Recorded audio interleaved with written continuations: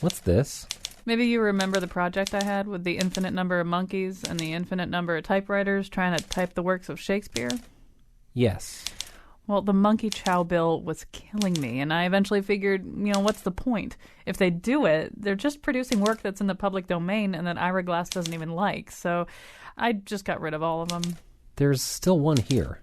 Yeah, he won't leave. He thinks he's really onto something. It could be the next 50 Shades of Grey, he says. Okay, let's see what you've got this time. Now, said Baron von Cruelheart, it's time to spank the monkey. He put me over his well-muscled thigh and raised his hand. Incredible release in me. I've been a very naughty monkey. Found my inner goddess. Baby oil, sweatpants. Never felt so desired. This is good. I didn't think a monkey could write this well. You're sure this is all original, not plagiarized? Okay, I'm just going to ask you to sign this paper. It waives your copyright and makes clear that this work is for hire, which I own. Fine, have your lawyer call me. Ross Garber? He's pretty good. All the same, buzz off. You could have handled that better. Don't tell me my business. I provided the monkey house, the monkey chow, the monkey bed, the monkey vitamin water, the monkey iPod loaded with songs by the monkeys. And what does he do? Write a couple of pages of hot porn for housewives, and I have to hand him the keys to my BMW? I'll see his little hairy butt in court. Today on the nose, the movie Boyhood, the war over spanking, and yes, the copyright battle over a monkey selfie. And now the movie about his boyhood was shut down when the Spanish-American War broke out. Colin McEnroe. I don't even want to talk about that. It dashed a lot of dreams I had. Yes, welcome to the news. Special Ape, Not Instagram Ape edition. We'll be talking about Richard Linklater's precedent-breaking movie Boyhood, in which he used 12 years to shoot the fictional story of a young man coming of age, and then move on to those other topics later. Let me introduce our panel. Mark Oppenheimer's Boyhood would have been the stuff of movies if he had spent less time as a debate nerd, as chronicled in his book Weisenheimer, and more time speculating about the meaning of life. He writes a bi-weekly beliefs column for the New York Times, also reports for The Atlantic, The Nation, This American Life, and this summer he is guest editing because of maternity leave. He is the guest editor of Tablet, the online Jewish publication. Certainly jump online and read his fabulous work, or at least send him an angry email without having read anything. Speaking of maternity leave, Tracy Wu Fastenberg is returning to the nose after a lengthy maternity leave and broken ankle, better known as the movie National Lampoon's Summer Lactation. She has sold the film rights to her baby to Clint Eastwood. She works at the Mark Twain House of Pancakes. Almost everything can be improved by the addition of pancakes. Movies about James Hanley's boyhood very quickly come to resemble The Pelican Brief as he is pursued through a series of dimly lit parking garages by international oligarchs who know he will grow up to be a threat to their ruthless agendas. He runs Trinity Cine Studio. So that's our panel today. We are going to begin with the movie Boyhood, which we've all seen. Richard Linklater, the director, was never a stickler for plot. A lot of his movies, especially the Before Sunrise trilogy with Ethan Hawke and Julie Delpy, are mainly people talking. His newest film, Boyhood, is a lot of that, but also a lot more. People who like this movie really like it. America's greatest living film critic David Edelstein wrote this: "I'm not saying Boyhood is the greatest film I've ever seen, but I'm thinking there's my life before I saw it and my life now, and it's different. I know movies can do something that just last week I didn't. They can make time visible." So I'm curious to know what our panel thought. Api, why don't you get us started? Pick a vector, and we'll follow you. I'm a huge Linklater fan, though not the Before Sunrise, Sunset, whatever those are, which I find not very gripping. But Dazed and Confused was a really, really, really important movie for me. Though the first time I saw it, I didn't remember it. I'll be honest, it was in college, and I'd had a lot to drink before I went. And you were dazed and confused. But it wasn't that. It was that this is a somewhat embarrassing story. I had to go to the bathroom so many times during it. And I was on a date. That's the nerd version of Dazed and Confused. Right. I was on a date with a very, very, very, very beautiful woman, and I was very excited for it. And I said, let's go to the Med School Film Society. This was at Yale. And they had prints of these new movies right around the time they were released. And I just had to get up and and go to the bathroom so many times that I thought there was a plot that I was just missing, and it wasn't until I saw it on video a couple years later that I realized, no, I hadn't actually missed a plot. But I've become a huge devotee of that movie, and I'm not the kind of person who says that I'm a devotee. I don't talk that way about myself, but I love that movie very, very much. I loved School of Rock, which of course did have a plot. I think Linklater's a very, very fine filmmaker. I expected this movie because I expected Boyhood because I'm a compulsively nostalgic person who tends to get weepy at anything that reminds me of the week before last, to destroy me. It didn't destroy me. I thought it was really, really, really, really good. And I thought it was, a kind of breathtakingly original thing to do, and the kind of thing where you think, how did no one ever do this before? That said, I'm surprised by Edelstein's reaction to it. I like his criticism as well, and it didn't do that to me in the way that it did that to him. So I'd be curious to hear from people who were destroyed by it like that. All right. If you were destroyed by it or not just destroyed by it, you may call us at 860-275-7266. 860-275-7266. Just to make sure we're setting the scene properly, this is a movie. It is about the life of a boy named Mason. It takes him across about roughly, I think, a 12-year arc, which is how long Linklater spent making the movie. In other words, he allotted 12 years, and as everybody, including him, dove in and out of other projects, he would come back to this movie and shoot another phase of it. So you roughly see, I think, from about the age of 7 to about the age of 19, I'm guessing, the story of this boy, Mason, as he goes through a series of schools. His mother goes through a series of marriages. His father appears magically now and again to do very entertaining and sustaining things, but doesn't do the nitty-gritty day-to-day work of bringing him up. And towards the end, we see him heading off to college and a whole series of other adventures. So, Tracy Wu Fastenberg, I'm just sort of going around the horn first and just sort of seeing, did this movie work for you? What did work or didn't work for you? I liked the concept of it. So going into it when you said, hey, we're going to go see Boyhood, I'm like, that's the only movie this summer that I'm actually interested in seeing because it was such a different way to approach it with the same actor every year for 12 years where you can see him growing up. And I loved the idea of it. I still haven't decided if I actually liked the movie. I didn't dislike it, but it didn't slay me. It didn't really move me to a whole other level. And about 2 hours in, I thought it was over. And for the next 45, 50 minutes, I kept on sort of hoping it was over. It just seemed very lengthy. The dialogue wasn't as scintillating as I wanted it to be, but it also wasn't so natural that you kind of got lost in it and felt like you were just eavesdropping on somebody's conversation because there was some stiltiness to it that wasn't quite natural. So I don't know. I'm sort of an 80% right now at liking it. All right, which is well below its Rotten Tomatoes score. Its Rotten Tomatoes score is 99% favorable critical reception, which you don't see that often. All right, James, you have the floor.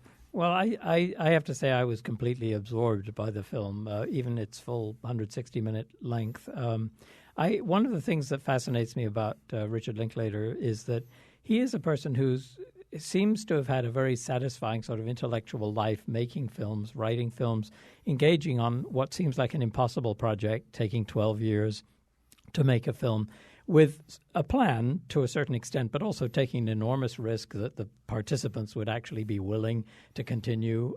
His own daughter, I think, at some point. She was probably a safer bet, right? She wasn't. She actually said she wanted to be killed off, so that she would be in it. But then she changed her mind. But what is fascinating? She plays the big sister of the boy. That's right. That's right. And I think that she's actually a very pivotal character. I mean, I think that she really is important in terms of her contrast in character development. But again, the thing that Richard Linklater brings is a sort of complete insouciance about the market. And there's no marketing been in this film, really. And I was struck by the thing that at the end of the movie, you always sit through the credits. And as I was sitting through the credits, I was looking for the I knew how the film was made, that it was following the same person, but I was looking for the different characters being played at different ages, and then I suddenly thought, wait a minute, what am I looking for that for? And it sort of reminded me of how this film crosses the boundaries, and it almost has a sort of a documentary quality, but it completely lifts out of that with a conceptual sense of development and how crises affect people differently, how how some people sort of cruise along and then they fall apart. There are clues to characters that appear, since it's real people over 12 years, the clues have real significance because you get to see what did those clues mean 4, 5, 6, 8 years on. Yeah, I think it was Manohla Dargis in the Times said she watched it 3 times. And I want to go back and watch it again. I, too, was very, very absorbed. Again, it didn't slay me, but I was very absorbed. There was something I loved about it internal to it and something I loved about the process. Internally, I want to say Linklater's very good on that slice of America that is working class or just a little bit above. Yeah. The mom in this, she finishes college, then she seems to get a master's, then she seems to be some sort of adjunct, and they're still poor, which of course is entirely possible in the world of American academia. The husbands come and go, and the kid eventually gets off to State University, which is going to be his salvation. And that's a really interesting thing to say in a movie, which is, hey, if you sort of hang in there and keep doing your work, and maybe you can aspire to go to State U. I mean, and that's not a slice of American life that gets enough attention. And of course, it's completely normative for tens of millions of people. The other thing I would say is the process. It was like 2 or 3 days a summer for 12 summers. And it's a reminder to those of us who do creative work, like a little bit at a time really does add up. Yeah, and people did incredible work in this movie. You sort of wonder maybe actors would be better in general, if you used them that way instead of the way that we use them. Well, I've got a whole bunch of things that I want to talk about. One of them, the first one I wanted to talk about was the title. Initially, it seems as though the title does apply solely to this character played by L.R. Coltrane.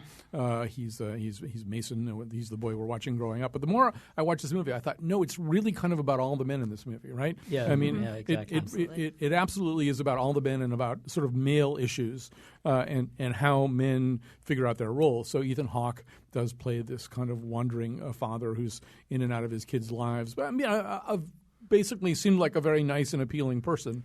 But ends up selling insurance of all things, right? And in that sort of classic post-divorce divide, he's just not doing the daily work. He shows up, for the bowling trip, the camping trip, all of this kind of stuff. But, even like these little characters, like his brother who we see for, 2 minutes at a graduation party, also expressing – I mean, the portrait of maleness – was not an entirely flattering one, but I think he kind of lays out a lot of interesting men's issues there. Who wants to take that one away from me? Well, I think that's a really important aspect of the movie because the issue, what you're really focused on is L.R. Coltrane, Mason, as he is developing and what he's reading from all these characters around him, like a failed stepfather, for example, and the telegraphing of what that means and why he's failing and why other men seem to be failing. And one of the curious paradoxes, Ethan Hawke's character, his father, is really, in many ways, he succeeds in spite of himself.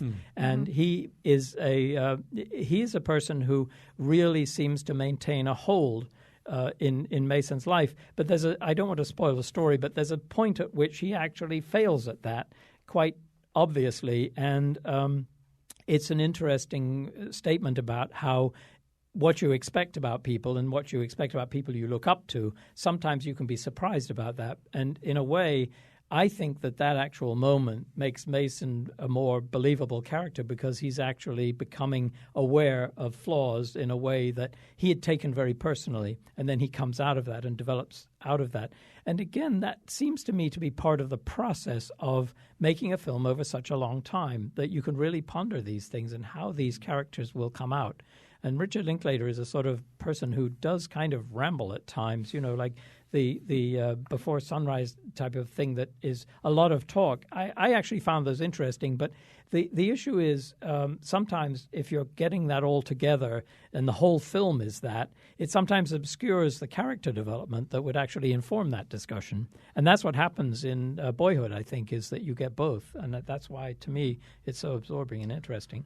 I saw it a lot about men's responsibilities and how they sort of approach it. That first boyfriend that the mother has, it's like, well, my friends are expecting me. Like, that's my responsibility, not to stay here with you and your kids. Yeah. And then as you go through kind of the different men that she's with, the professor who happened to be an alcoholic, he saw it that he provided for everyone, but they owed him.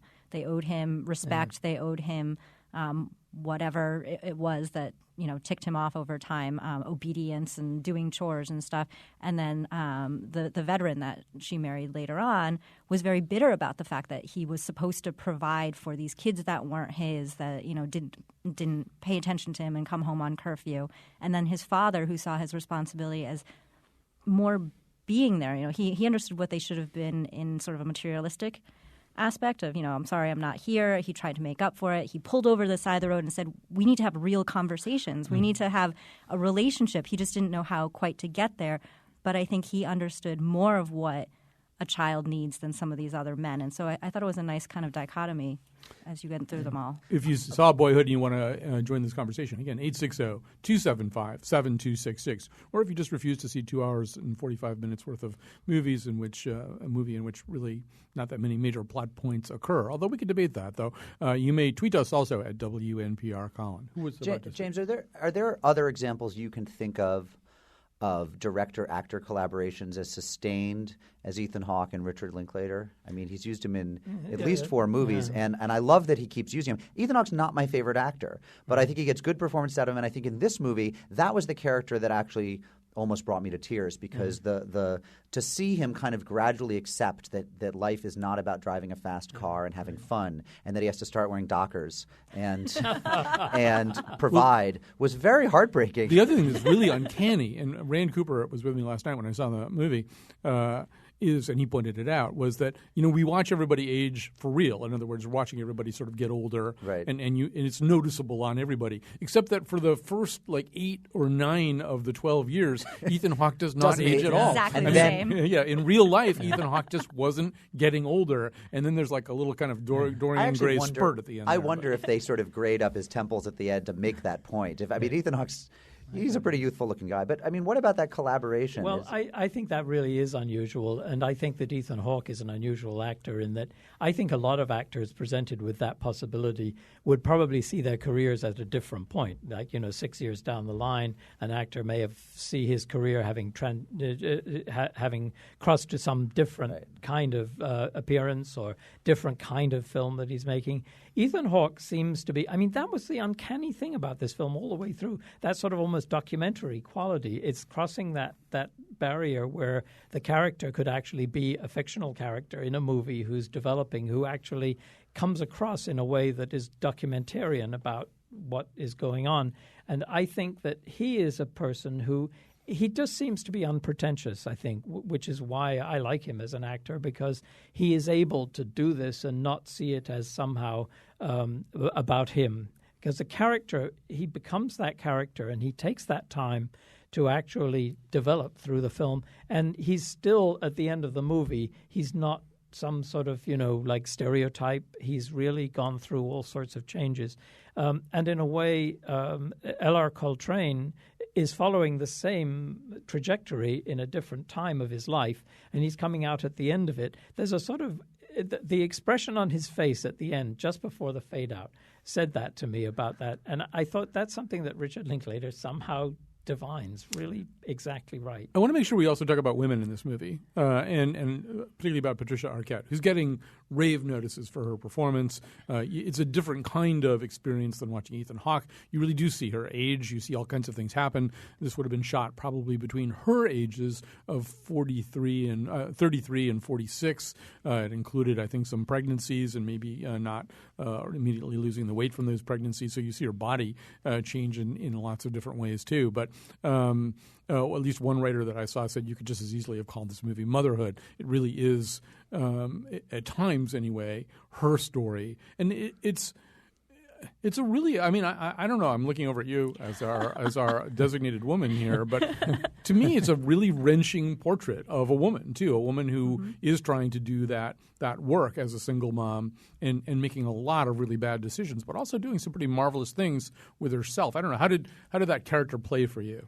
I was actually surprised by it, how much I liked her, even though at certain times it seemed like she was sort of disengaged by, hooking up with these gentlemen who were really not the best for her, not the best for her children, and not seeing it right away. But I think that that's very natural. I think that, probably for men in bad relationships with women too. You just don't see that reality until a certain point.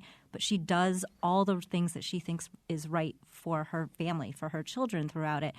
And I think one of the saddest points is sort of when he's heading off to school and she's like, and here I am, I dedicated my life to all this stuff, and she felt like she didn't have a whole lot to show for it. And I sort of wonder if that's a little commentary on some of the women who want it all. I'd read that line differently when she sort of starts sobbing. He's about to go off to college the next day or the next week, and she says, I thought there'd be more. And I think it's that she feels what inevitably people feel when their kids leave, which is, wait, where did it go? I didn't think that. I think it was about just her boy's about to go off to college and her daughter's already there, and then she's going to be in her little apartment and she's single again and she has her adjunct course load and what else. But I think it was just that I can't believe my boy's leaving, which was terrific.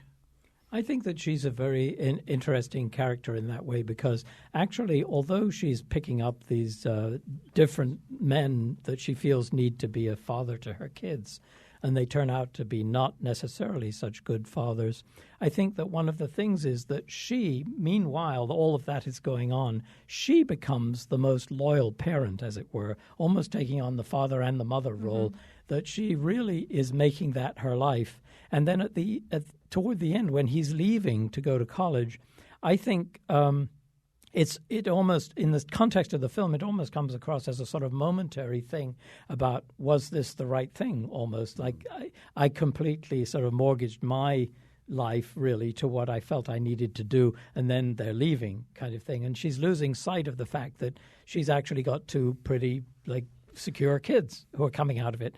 But isn't that a sort of natural reaction you have when you put all of that energy? That's what parenthood is. Yeah, exactly. They leave and you have, what you have to show for it is that they don't need you anymore. Yeah, exactly. I also saw this as, and I'm not a Linklater guy, and I've kind of avoided those after Sunset before. I mean, I'm not a Linklater guy. But first of all, I haven't said it yet. I was absolutely mesmerized by this movie. The 2 hours and 45 minutes flew by for me. I didn't need it to end any sooner. I feel it is the movie I would compare it to in some ways is Terrence Malick's Tree of Life, but this is a much more accessible, approachable movie. It's not going to scare people away the way that movie did, as good as that movie is.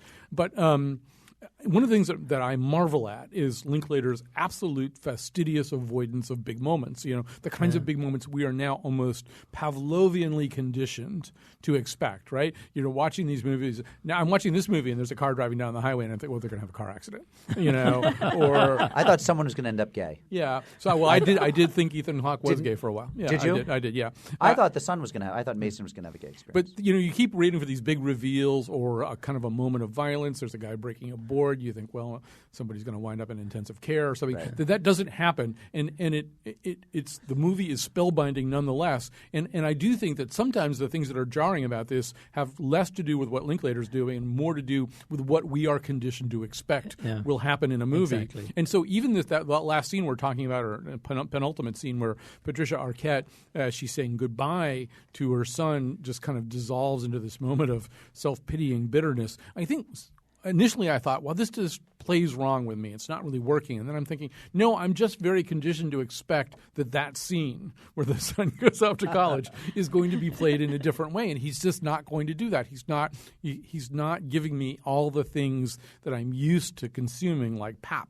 I mean, and I admire this movie so much, but I don't think the movie is a chore at all. I'm almost hard pressed to say why it's so incredibly engrossing, but I found it. I just was hanging on every moment of it. Yeah, I should say that although it was at 90% for me, Tracy, but I really want to see it again. I mean, and I don't want to see anything again. I'm not the kind of person who rewatches stuff. I don't reread books. Like to want to see it again was really big for me. And but I am a Linklater guy, so it's not as big as it is for Colin, who has described himself as not a Linklater guy. Not a Linklater guy. I mean, I'm aware of the fact that, to use Rand's phrase from last night, occasionally he's quoting his own movies. There's sort of a scene where I think they're on top of a parking garage or something in Austin, looking at the sunrise, and you're thinking, well, yeah, okay, we saw that movie. Well, there's a great Say Anything reference when they're all hanging out with the older boys, and then one of them says, well, like, if you're so cool and know so much about women, why are you hanging out with us? Right. Yes. And that's directly from Behind the Gas and Sip and Say Anything, which made my night.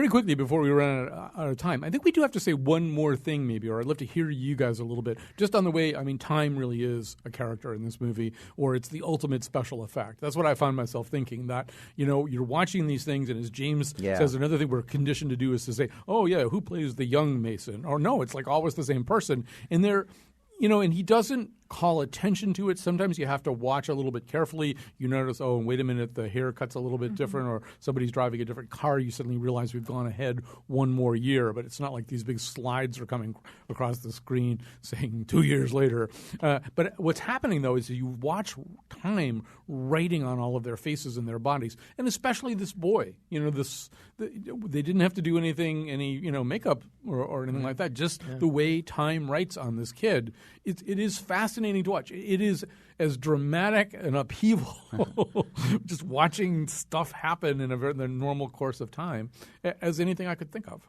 I think that that's something that is very special to Linklater in this case, being very successful at that, because so many films that look at things happening over time, I mean, it can range from things like having voiceovers or title slugs that say, the time has passed, or otherwise very dramatic remake-ups of somebody or somebody else playing the part. And one of the things, touching on what you said, Colin, about expectations, I think the film is full of almost sort of like games that Linklater is playing by sort of leading you to a place where you think you know what the transition is, or you think that this idea that maybe the car is going to crash or something, is playing with the notion of the way many movies are made, which are punctuated by dramatic events that turn the narrative one way or another. And it's focusing you back on the whole idea of actually paying attention to these details and paying attention to one of the other fascinating things is how Patricia Arquette changes her reaction to the husband, the college professor who's drinking. Her subtle reaction there, you have to pay attention to the expressions and the things she's doing in the house and stuff like that. And I love to sort of tease that apart. And I think it is a film that yields to seeing more than once, absolutely, so that you can sort of see how those things went together. And maybe it is a function of the length of the time that he was working on it, but also a good writer who's thinking. I mean, he's obviously had it in his head the whole 12 years. All right, it's Boyhood. It's playing at major motion picture houses, multiverses, whatever they're called, and some smaller places as well. I'm sure it will come to Trinity Cine Studio, and then you can watch it 4 nights in a row on very good equipment and on a very big screen. But if you can't wait, see it now. It got an 80 from Tracy Wu Fastenberg and 90 from Mark Oppenheimer. I think James and I are both pretty close to 99% on this one. We're going to come back. We're going to talk about spanking. We're going to talk about monkeys. We're not going to talk about the two of them together, though, after this. We're all here, the children are waiting. We're all here, and time is a wasting just like it should, just like my boyhood. We're all here. So when we do the nose, what we do is we send emails back and forth, and it all gets very complicated and convoluted. You have to make sure you read all the emails. And sometimes I'm not even sure where certain topics kind of come in, but then they've been on 8 emails in a row, and they've sort of become topics. So we had a whole bunch of ideas this week about what we would talk about. Somehow or other spanking. I think actually Kyone Wolf started this, but I could be wrong. Somehow or other we got spanking on our email. And I think it probably stems from a couple of different things. Corporal punishment has been kind of in the news lately, partly because of a New York court ruling that decided that a father had not abused his son by spanking him.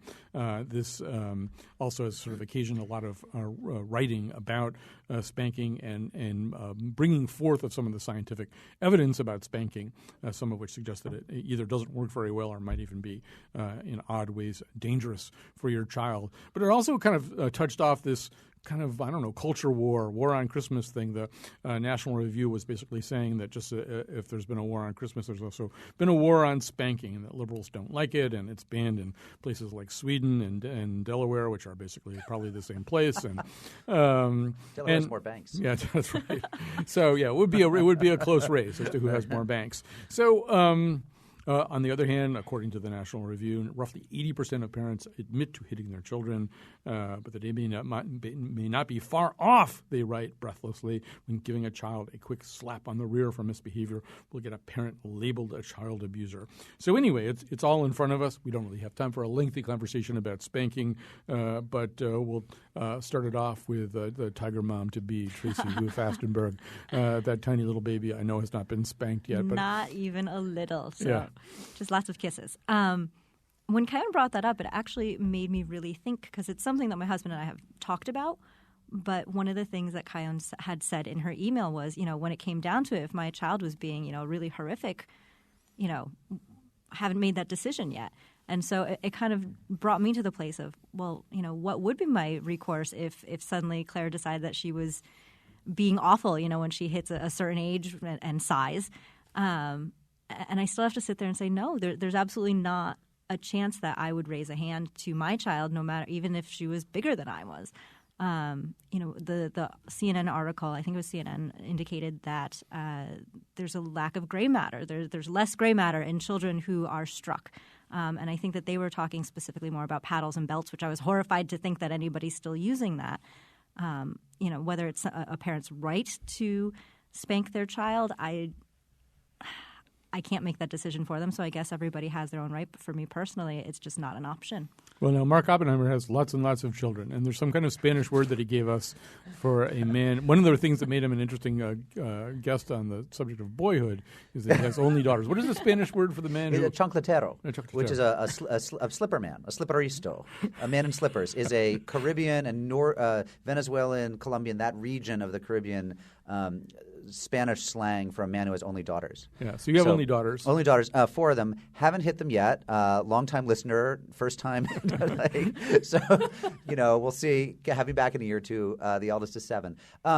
Look, here's the thing about corporal punishment. I'm less interested in judging the person who has spanked a child, or even on great occasion, than I am in thinking about what it does to the parent, which is that it coarsens you. And I don't want to be the kind of person who uses violence. And I think the more you use it, the easier it gets to use it. Just like the more you go to war, the easier it gets to go to war the next time. And you don't want to be in a household where there are people who are giving in to their violent tendencies, except the really little people who don't have that great self-control. So that's sort of the way I feel about it. I've had a friend argue back before in college. I had an argument with someone who's like, yeah, but if my parents hit me and if they hadn't, I would have turned out a delinquent or something. And I think that among parents who hit, they actually sort of believe their kids turn out better than kids who aren't hit. They actually have a claim they're making, which is hitting is regrettable, but look at all the bad people in the world. They weren't beaten enough as kids. And I just think there's no reason to believe that. I think exactly the reverse is true, actually. I'm sure. Yeah. Probably, yeah. I think that the issue really is power and unfair power. And if you're hitting a child as an adult, it's a totally untenable lesson that you're teaching to a child about the superior power, and then adding physical pain to it, physical power. I think it's just totally, it doesn't go anywhere. That's an unfair exploitation. I mean, maybe spanking for bank CEOs and public TV shows with it. I'm all I think about that'd be that. great. I think we were onto something. And we've managed to have this conversation so far without mentioning Daphne Merkin. But I'll tell a quick story here because having been on the radio because it's your show. It's my show. And, this is a story that does not reflect entirely well on me, but my life is an open book at this point. There's no hope. So I grew up. I helped raise a young boy who was quite frequently, I think, by his own admission today, he would tell you he was rebellious, whatever he could possibly think of something to rebel against, and sometimes even when he couldn't. But I was sort of determined not to spank him, not to raise my hand against him, not to strike him, and I managed never to do that, but it was very difficult, and there were lots of times when I wanted to. And so I substituted this other thing that we came to call, and there was a term for it in the house, and it was called alpha wolfing. And what I would do was I would put him on his back, and then I would press down on hold him down, pressing down on his chest, and I would get my face very close to him, and sometimes I would growl at him. And so, were you in costume? Yeah. So. And one of the difficulties of having any kind of innovative parenting strategy like that one, whether it works or not, is that your son will talk about it in school eventually, because he also he doesn't know also that it's completely unique to his household. Right. So he'll be talking in class and he'll say, well, yeah, but I was alpha wolfed for that. and then the teachers and the other students will say, you were what? He goes, I was alpha wolfed. And then he'll have to explain what alpha wolfing is. And that's like the Friends episode where it turns out that Monica and Ross have a special family symbol for giving the finger. And to them, it means, it's equivalent, it's co-equal, but only in their family did they do that gesture rather than. But I sort of wondered. I mean, once we sort of got onto this, and I read some more stuff about it, and there's clinical literature that suggests, among other things, that spanking doesn't work. That they've really even studied situations where children are spanked for a specific kind of behavior. They return to that behavior after 10 minutes.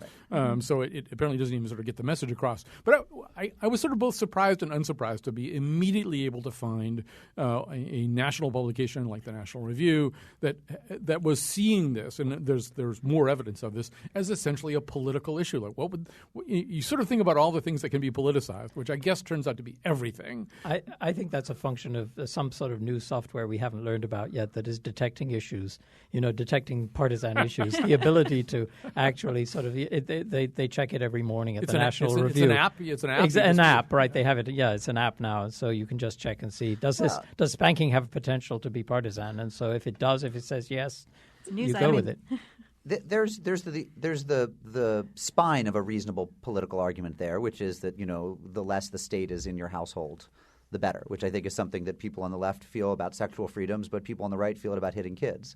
Mm-hmm. But I think they're both right, actually. I mean, I really, I don't actually want the state superintending my disciplinary procedures except in the most egregious circumstances. So imagine what I would have gotten for alpha wolfing. I mean, that's how do you categorize that? By the way, it sounds like a strange practice. It's kind of Appalachian. Watch out, you're in the National Review app already. Right. And this is a Pandora's box that I don't necessarily want to open right now, but there's also sort of a whole cultural component to this, right? I mean, in fact, there's a classic, and I have to say very funny comedy routine, which you can find on YouTube by a guy named, I think, Russell Peters. He's Canadian and he's East Indian American, or East Indian Canadian or something anyway. And it's usually called White People, You've Got to Start Hitting Your Kids. And it's all about how white people don't hit their kids, but, people from his culture do. And I don't really know how fair that argument is. Of course, he's a comedian. He doesn't have to be fair. But it's an interesting way in which that one's played out. I think if you do go across cultures. Oprah used to do a lot on this. I mean, she would do whole shows. She did a number of shows when I was a teenager in which she was talking to the black audience about the culturally specific dimensions of corporal punishment. So it's a very real topic. All right, so we have to switch topics here, and because time is limited, I did say that this was the official special Ape, not Instagram Ape edition of the news. Slate.com, one of the many publications Mark Oppenheimer writes for, writes, you have to feel for David Slater. In 2011, the British photographer traveled to Indonesia to take pictures of the crested black macaque, a snouty primate with reddish, somewhat possessed-looking eyes. During the expedition, fortune struck when, in the words of the Telegraph, one of the animals came up to investigate his equipment, hijacked a camera, and took hundreds of selfies. Now, Slater is in a fight with the Wikimedia Foundation, which has posted his photo online. He got this ape got one picture of itself that is fabulous. I mean, it is just a fabulous. I wish I had that good of a selfie of myself. It is a fabulous picture. The Wikimedia Foundation has posted the photo online in a collection of public domain images and refuses to take it down. It argues that Slater doesn't own the picture's copyright because he didn't take the picture. The monkey did. And since the monkey can't own the rights, nobody does. Slater says that trip cost me about £2,000 for the monkey shot, not to mention the $5,000 of equipment I carry, the insurance, the computer stuff I use to process the images. Photography is an expensive profession that's being encroached upon. They're taking our livelihoods away. And now, of course, it's even worse. Monkeys can take your livelihood away. So I don't know whether we're at sort of a dawn of the planet of the ape selfies moment here, whether this is like although, I mean, the issue of copyright is really fascinating. And when Slate and some of the other publications that have covered this sort of looked at it, it sort of looked as though maybe Wikimedia is in better shape to make their case than David Slater is, that it might really be the case that if an ape grabs your camera and takes a selfie, it's just not yours anymore. But I don't know. Does anybody have a reaction to all this? James, you have to have a reaction to this.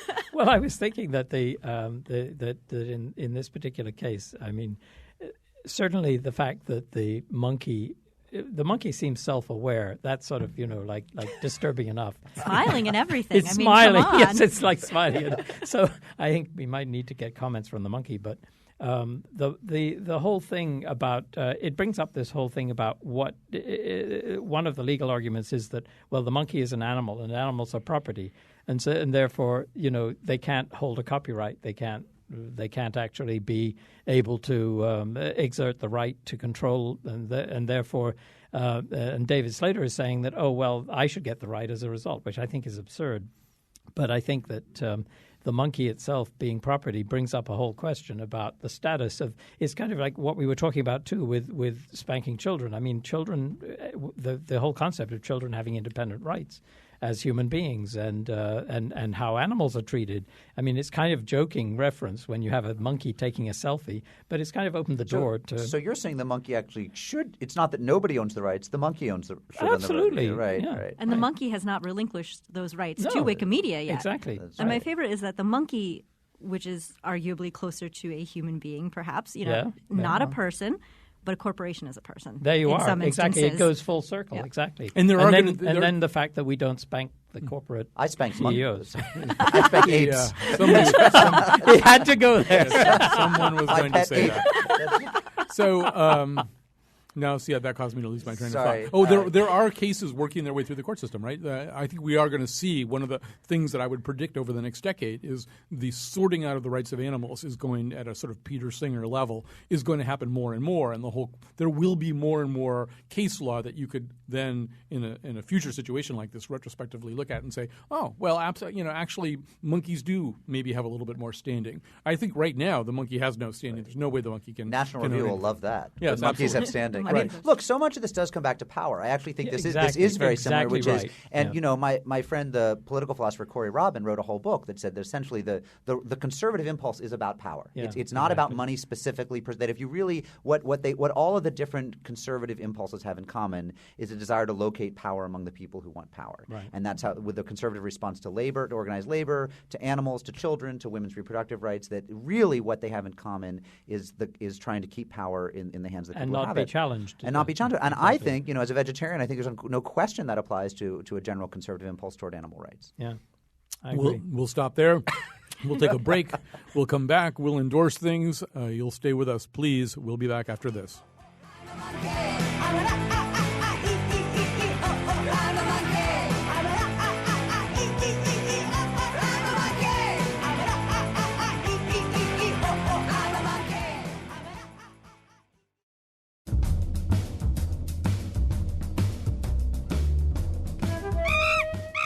Okay, I'll tell your joke on the air. How does it go?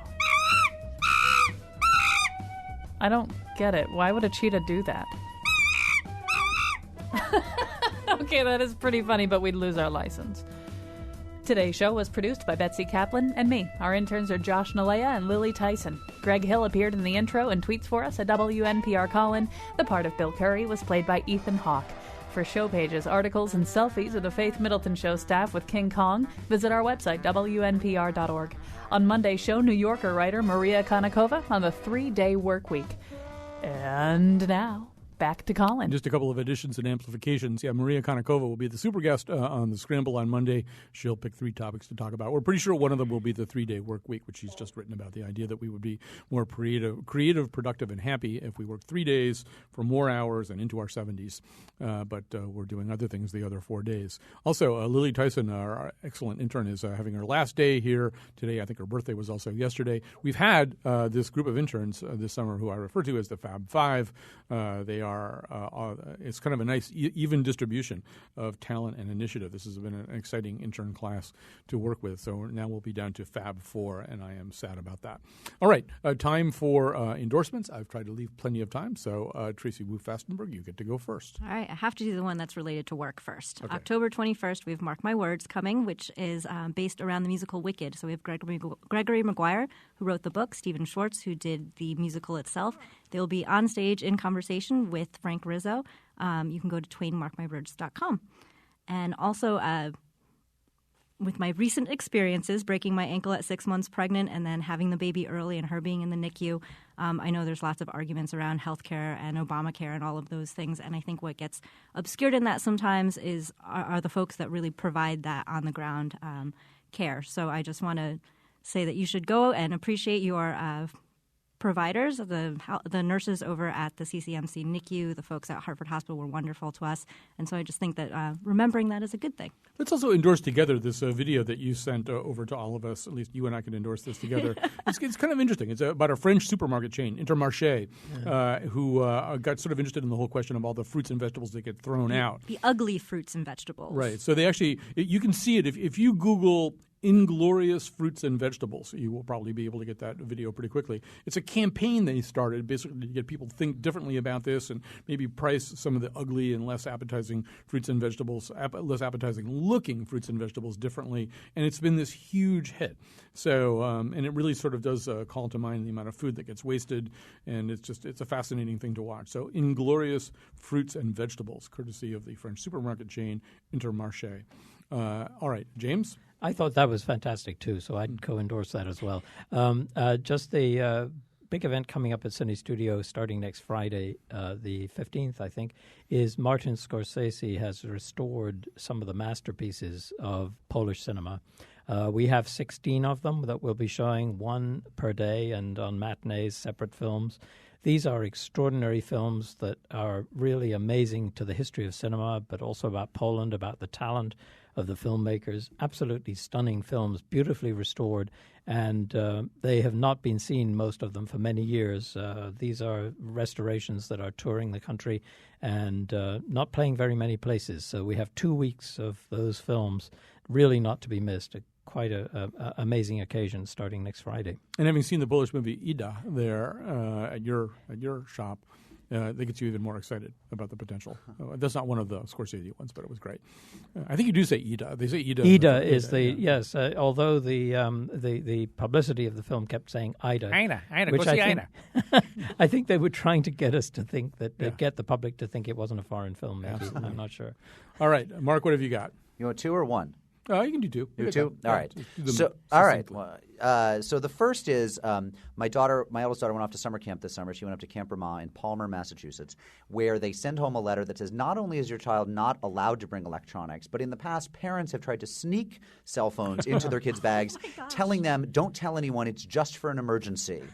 If you do that as a parent, we will spank your child. No, I don't remember what, but the insistence with which they said this is a time for your child to be technology free was really, really admirable. What if they see a monkey and the monkey wants to take a selfie and they don't have a monkeys may take selfies, but not on Saturday when you don't use electronics at this camp. So that's the first one, and the second is the great essayist Ellen Willis, who was the first rock critic for the New Yorker. She also was a founder of Red Stockings, the radical feminist collective, and also just an essayist on all sorts of random odd things, totally unpredictable. Just when you think you knew what she would say, she would come back with something unconventional that would discomfit all of her friends. There's a new collection called The Essential Ellen Willis out from University of Minnesota Press. I've been reading these essays, and they're just the best things ever. And if you like the art of the personal essay or the political essay, you have to discover or rediscover this Ellen Willis collection.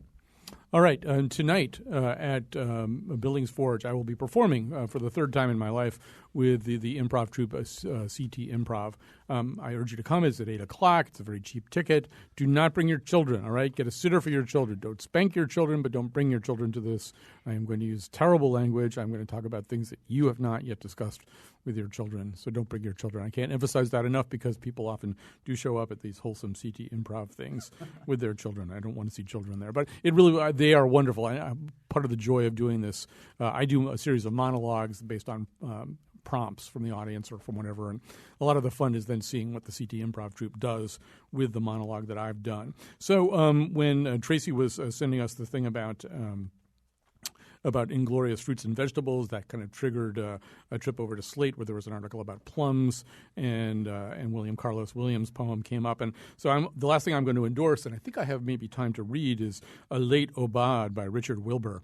You could be sitting now in a carrel, turning some liver-spotted page, or rising in an elevator cage towards ladies' apparel. You could be planting a raucous bed of salvia in rubber gloves, or lunching through a screed of someone's loves with pity pitying head, or making some unhappy setter heel, or listening to a bleak lecture on Schoenberg's serial technique.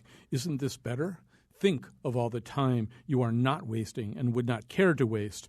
Such things, thank God, not being to your taste. Think what a lot of time, by woman's reckoning, you've saved, and so may spend on this, who had rather lie in bed and kiss than anything. It's almost noon, you say? If so, time flies, and I need not rehearse the rosebud's theme of centuries of verse. If you must go, wait for a while, then slip downstairs and bring us up some chilled white wine and some blue cheese and crackers and some fine, ruddy-skinned pears. So have some ruddy-skinned pears this weekend and go to a nice movie at Trinity Cine Studio, and then go to the Mark Twain House and read one of Mark Oppenheimer's ebooks. He just wrote one during the show, and thanks to all of you for being here today.